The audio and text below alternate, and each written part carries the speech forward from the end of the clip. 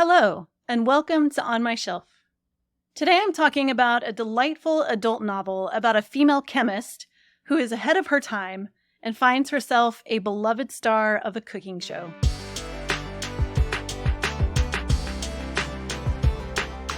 Lessons in Chemistry by Bonnie Garmus is the story of Elizabeth Zott, a chemist during a time when women aren't accepted as chemists, the early 1960s. She works with an all-male team at Hastings Research Institute.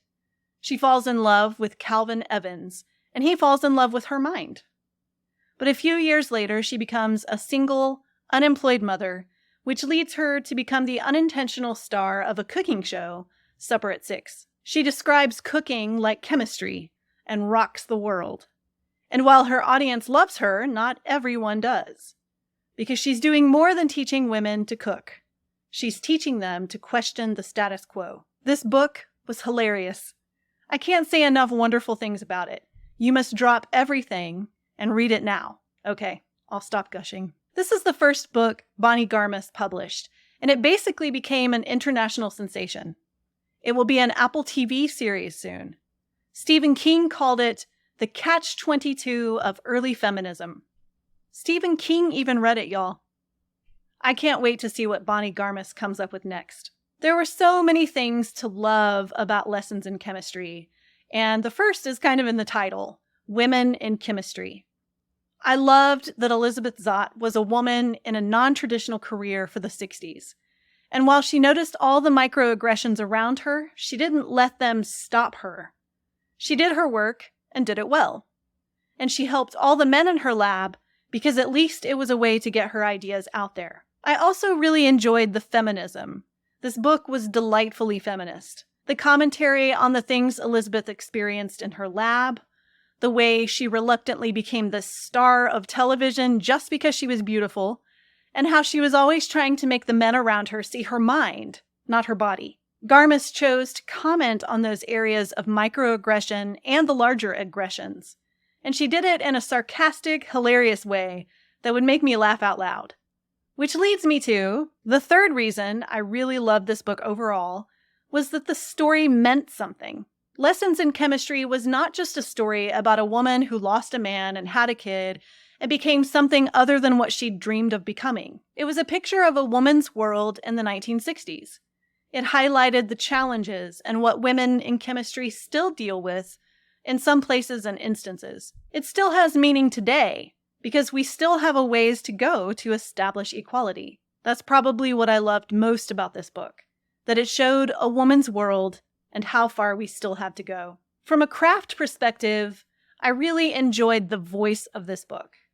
I can't say it was the voice of Elizabeth Zott, because Garmus dropped into other people's heads, and the voice sounded much the same. It was kind of sarcastic and fun. It was like reading a commentary about the world from the heads of other people. Like taking a hilarious, witty walk through humanity's highest and lowest moments. I laughed out loud so many times. I'm a big fan of sarcasm and irony, and Garmus employed both of those really well. I also enjoyed the different viewpoints in close third person. I enjoyed taking a trip through the heads of different characters. While Elizabeth was clearly the star, Garmus also gave readers an inside look at all the people around her, the things they were thinking, and what was going on in their lives. This made for a rich experience overall. It's hard to do well, but Garmus did it exceptionally well. I felt like I was reading a student of human nature. And I really, really, really love the humor. Lessons in Chemistry was witty and extremely funny, which made it a delightful read. Garmus employed a lot of dark humor. I love dark humor. The kind of humor that's delivered in a very serious and deadpan way. That's the funniest humor to me. And Garmus used her humor in a very intentional way to show character and highlight societal problems. So here's what we can take away from Lessons in Chemistry. Number 1, use humor in an intentional way. As I've mentioned before, Garmus uses humor to shine a larger light on societal issues. Humor helps make it palatable.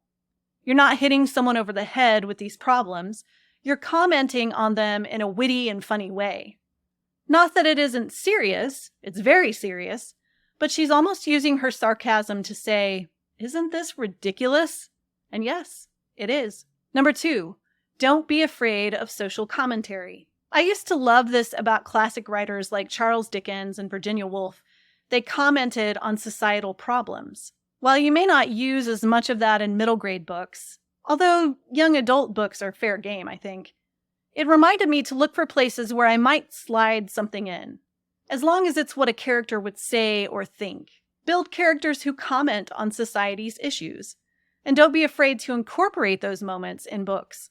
And number 3, explore real histories. Garmus explored real women's history in the 1960s, particularly what life was like for a woman trying to work in chemistry, and then the real life of a woman on television in the 1960s. The men wanted her to look attractive. They wanted her to gain an audience because of her beauty, not her mind. They wanted her to teach women to cook because it's what women did, cook for their husbands. That's how it was at the time. And I was reminded to make sure I'm setting up any historical books or sections of my books with real history, not just the history we like to remember. Don't sugarcoat it. Tell it like it is. Sometimes you have to be brave to do that, but it's the right thing to do. That's it for today's On My Shelf. If you're interested in hearing an author's perspective on books, movies, and sometimes TV shows, be sure to subscribe to my channel. Thanks for watching.